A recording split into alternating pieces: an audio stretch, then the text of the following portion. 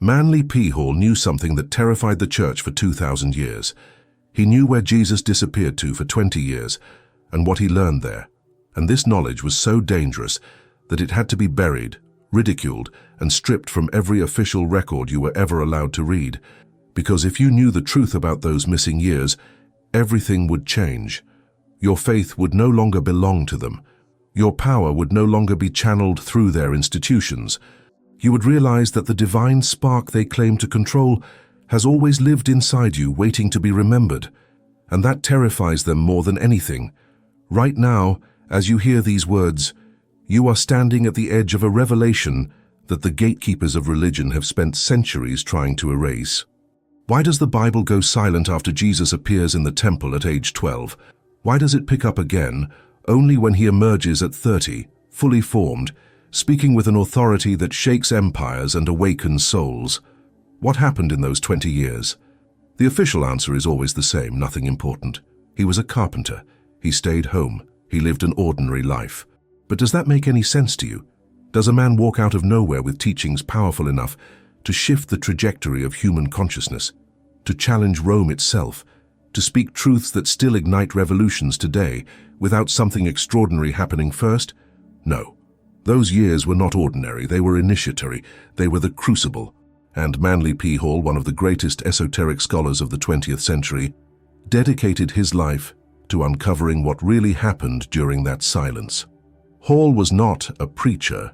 He was not trying to sell you salvation. He was a seeker, a philosopher who studied the mystery traditions of Egypt, Greece, India, Persia, and the hidden teachings that were passed down in secrecy for thousands of years. He understood something that most religious authorities refuse to admit: that Jesus was not an isolated miracle dropped from the sky. He was part of an ancient lineage of initiates, a golden thread that runs through every great spiritual tradition, connecting them all. And if you follow that thread, you discover that the teachings of Jesus are not unique to Christianity. They are universal. They are the same truths taught in the temples of Luxor, in the ashrams of India, in the mystery schools of Greece, and in the secret gatherings of the Essenes. The same fire, the same light, the same awakening. And that is exactly what they do not want you to know. Because if you knew that Jesus learned from many sources, that he traveled to distant lands, that he studied with mystics and sages who had already unlocked the secrets of consciousness, then Christianity would no longer stand alone. It would be revealed as one branch of a much older tree. A tree whose roots reach back to the dawn of human awareness, to the first moment when a human being looked inward and realized they were not just flesh, but spirit, not just a body, but a temple. And temples do not need middlemen. Temples do not need institutions to tell them how to access the divine. The divine is already there, woven into the fabric of their being. That is the golden thread. And once you see it, you cannot unsee it. You begin to notice the patterns. The way Jesus spoke about the kingdom within echoes the teachings of the Buddha about enlightenment. The way he healed mirrors the practices of Egyptian priests who understood the power of energy and intention. The way he challenged the corrupt religious authorities reflects the Gnostic rejection of the demiurge, the false god who rules this material prison. It all connects, and Manly P. Hall saw it.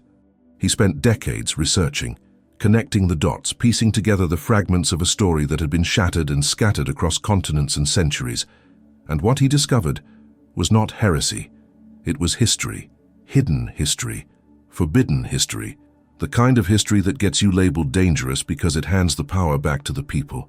So let me ask you something, and I really want to know. I want to feel how far this message is reaching. Drop a comment right now and tell me what city you are watching from, because this is not just information. This is a movement, a wave of awakening that is spreading faster than they can suppress it. And I want to know where you are standing as this wave rolls through. Are you in New York, Los Angeles, London, São Paulo? Wherever you are part of this. You are part of the awakening. So let me see you. Let me know you are here. Because what we are about to uncover together is bigger than any one person.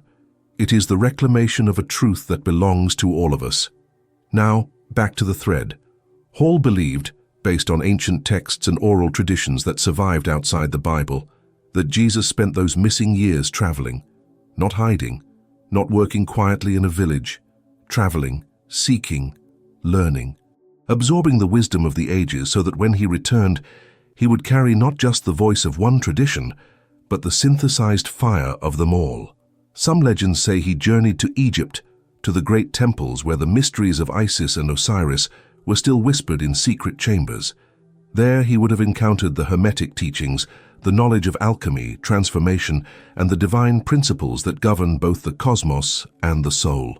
The Egyptians understood that the body was a vessel, that the soul was eternal, and that death was not an ending but a passage. Sound familiar? Jesus would later speak of resurrection, of life beyond the grave, of the soul that cannot be destroyed. These were not new ideas. They were ancient Egyptian wisdom reborn in his words.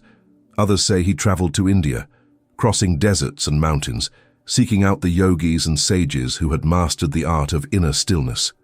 In India, the teachings of karma, reincarnation, and liberation from the cycle of suffering were already thousands of years old. When Jesus later taught about sowing and reaping, about the inner kingdom, about dying to the self to be reborn, he was speaking a language that the East had perfected long before. Was this coincidence or was it continuity? Hall argued it was continuity, that Jesus was not inventing a new religion.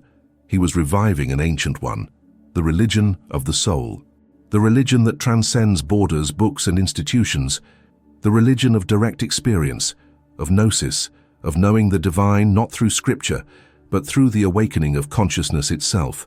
And then there were the Essenes, a mysterious sect living in the desert near the Dead Sea, practicing rituals of purification, communal living, and devotion to higher knowledge. The Dead Sea Scrolls, discovered in the 20th century, revealed that the Essenes were far more mystical than anyone had imagined. They spoke of angels, of cosmic battles between light and darkness, of a coming teacher who would embody the divine. And when Jesus emerged speaking of baptism, of spiritual warfare, of the kingdom of heaven breaking into the world, he sounded exactly like an Essene. Was he one of them? Did he train with them? Manly P. Hall believed the answer was yes, that the Essenes were the keepers of the flame, the preservers of the ancient mysteries, and that Jesus was their greatest student, the one who took their hidden teachings and brought them into the light for all who had eyes to see. But here is where it gets even deeper. Hall did not just study where Jesus went, he studied why. Why would a young man leave his homeland, risk his life crossing dangerous lands, endure years of hardship and study, all to return and speak truths that would get him killed? The answer is simple and profound. Because he knew. He knew that humanity was trapped in a system of control, of fear, of false worship, trapped by powers that Hall and the Gnostics called the archons, the rulers of this world, the forces that keep souls asleep, distracted and divided. Jesus saw the prison, and he went searching for the key, not outside but inside. In the mystery schools, in the temples, in the teachings of the awakened ones, he learned that the key was consciousness, that the prison was not made of stone, but of belief, that freedom was not a place but a state of being. And when he returned, he brought that key back with him. He offered it to anyone willing to reach out and take it, but most did not. Most still do not. Because the system is designed to keep you looking outward, to keep you dependent, to keep you believing that salvation comes from outside, from a priest, from a ritual, from an institution. But Jesus taught the opposite. He taught that the kingdom is within you, that you are the temple, that the divine is not distant, but intimate, woven into the very fabric of your awareness. And this is why his teachings were so dangerous, why they had to be controlled, edited, reinterpreted, and institutionalized. Because if people truly understood what he was saying, they would stop giving their power away. They would stop bowing to false authorities. They would remember who they really are, not sinners, not servants, but sparks of the eternal flame, fragments of the divine consciousness, temporarily clothed in flesh but never defined by it. You are not the body. You are not the mask. You are the light that wears the mask. And once you remember that, everything changes. The golden thread becomes visible. You start seeing it everywhere, in Buddhism, in Hinduism, in Sufism, in the Kabbalah, in the teachings of the mystics and sages who knew the secret. We are all one. We are all divine. And the only thing keeping us from realizing it is the illusion we have been taught to believe. Now, before we go deeper, I want to make sure you have everything you need to walk this path. I have created a free resource for you, a guide that takes these ancient teachings and translates them into practical steps you can use today. It is called Escaping the Illusion, a Gnostic guide to awakening your true power. The link is in the description. Download it, read it. Let it be the map for your own journey, because this is not just about learning, it is about becoming. And I want to give you every tool I can to help you remember who you really are. Also, if you are feeling this, if something inside you is waking up as you hear these words, do me a favor. Hit that like button.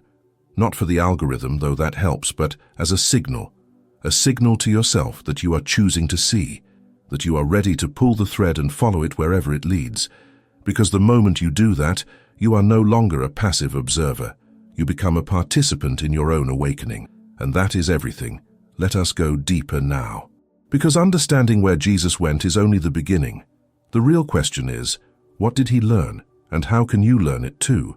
Manly P. Hall spent years translating ancient symbols, decoding mystery teachings, and piecing together the initiatory practices that shaped the great spiritual masters of history.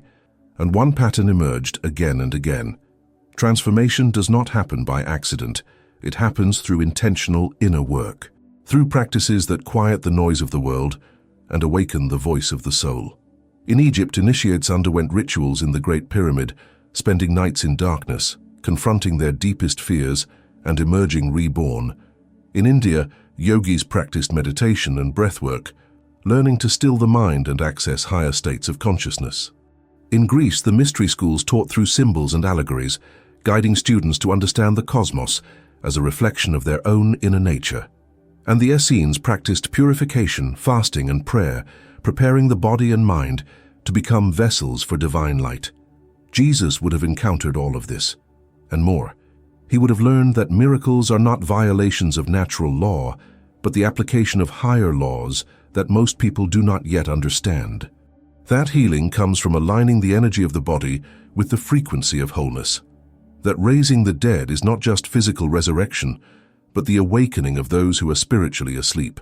That turning water into wine is the alchemical transformation of base consciousness into divine awareness.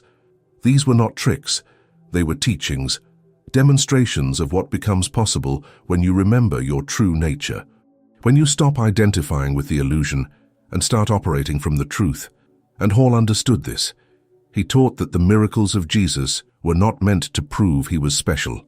They were meant to prove that you are special, that the same power that flowed through him flows through you.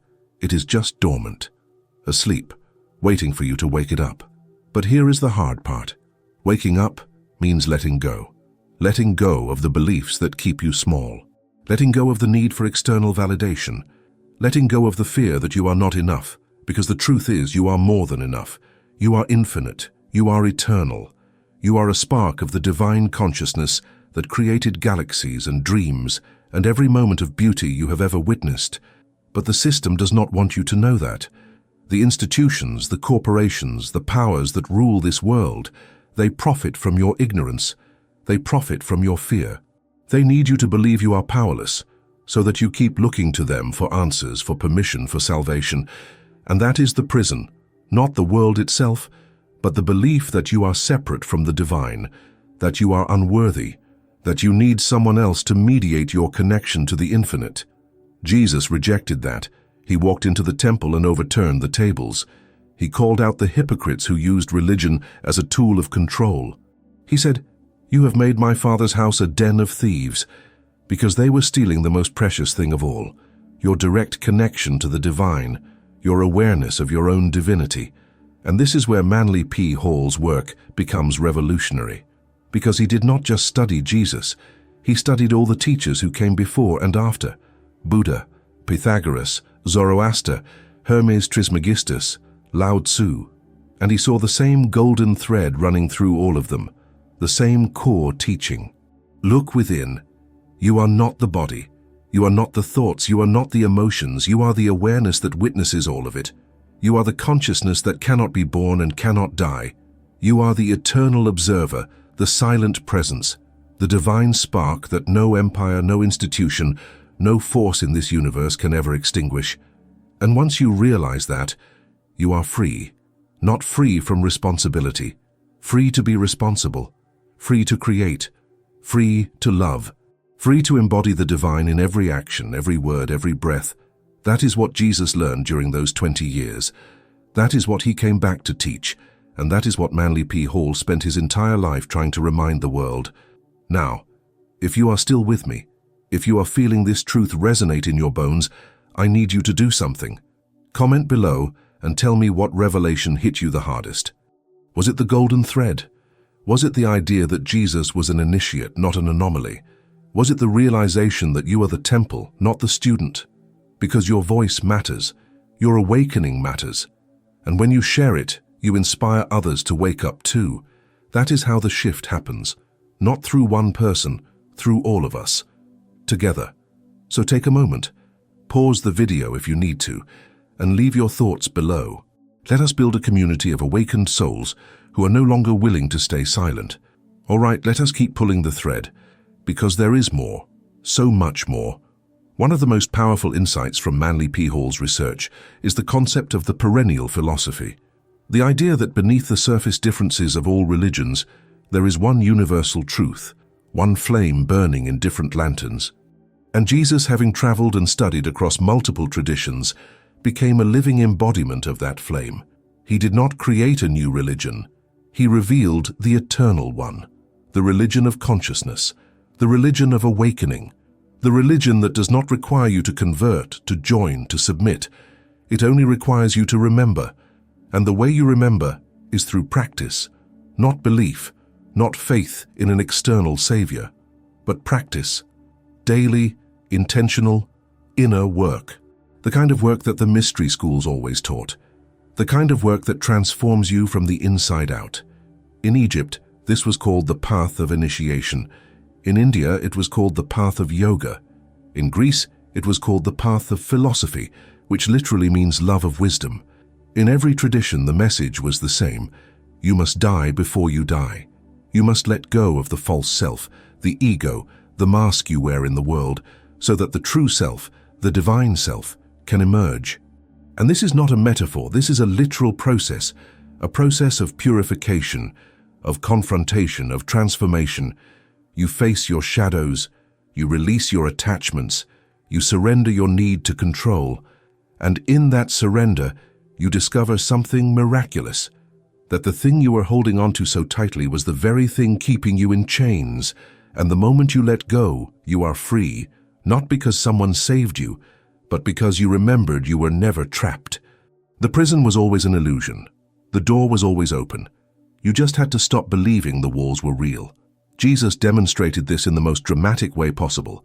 He allowed himself to be crucified, to be killed by the very system he came to expose. And then he rose. Not just as a physical resurrection, though that is how the story is told, but as a spiritual one. He showed that no matter what the world does to you, no matter how much it tries to crush you, diminish you, silence you, it cannot touch who you really are. Because who you really are is beyond death, beyond suffering, beyond the illusions of this material plane. You are eternal, you are indestructible, you are divine, and that is the ultimate teaching, the one that the church turned into a religion of guilt and sin, the one they twisted into a story about needing someone else to die for your salvation. But that was never the point. The point was, you do not need saving. You need remembering. You need to wake up to the truth that you are already whole, already divine, already free. The crucifixion and resurrection were not events that happened to Jesus alone. They are events that happen inside every soul that chooses to awaken.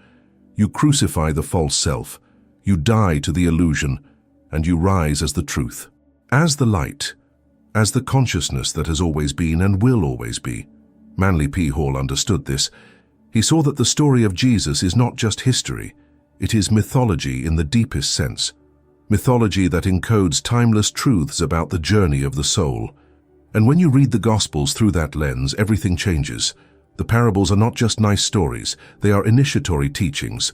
The miracles are not just supernatural events. They are demonstrations of what is possible when consciousness awakens to its true nature, and the commandment to love your neighbor as yourself is not just a moral rule, it is a recognition of oneness.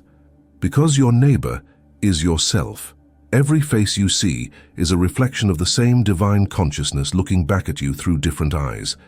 That is the golden thread. That is the truth they buried. That is what Jesus learned in those 20 years and brought back to a world that desperately needed it. And it is what you are learning right now. As you sit here listening to these words, something inside you is waking up. Something that has always known this truth but forgot it somewhere along the way. And now you are remembering. And that remembering is your resurrection.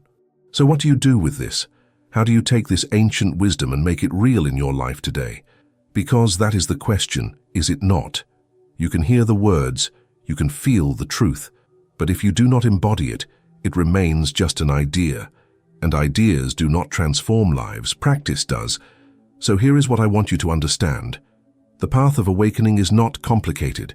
It is simple, but simple does not mean easy. It means stripping away everything that is not essential. Every belief that does not serve you, every attachment that weighs you down, every fear that keeps you playing small, and what remains, when all of that is gone, is you. The real you, the eternal you, the you that is not the body, not the mind, not the story you have been telling yourself, but the awareness beneath all of it, the silent witness, the divine spark. And when you learn to live from that place, everything shifts. Your relationships change. Your work changes. Your entire experience of reality changes, because you are no longer reacting to the world. You are responding from a place of inner knowing, a place of power, a place of love. This is what the Essenes practiced. This is what the yogis taught. This is what Jesus embodied. And this is what Manly P. Hall dedicated his life to preserving and sharing, because he knew that if even one person truly woke up, truly remembered, truly embodied this truth, it would send ripples across the entire fabric of reality, and those ripples would wake others, and those others would wake more, until the whole world began to stir from its sleep. And that is happening right now. You are part of it. Every person watching this video, reading these words, feeling this resonance, is part of a global awakening that cannot be stopped. Because truth is not something you can suppress forever. It always finds a way, it always breaks through. And when it does, it is unstoppable. So I want to leave you with this. You are not here by accident. You did not stumble upon this video randomly. You were called, drawn, guided by something deeper than chance, by the same golden thread that runs through every awakened soul in history, the thread that connects you to Jesus, to Buddha, to every mystic and sage who ever walked this earth. You are part of that lineage. You carry that flame, and the world is waiting for you to remember, waiting for you to rise, waiting for you to step into the fullness of who you really are. Not someday, not when you are more ready. Now, today, in this moment, because this moment is all you have, and it is enough. You are enough. You always have been. You just forgot. But now, you are remembering, and that changes everything.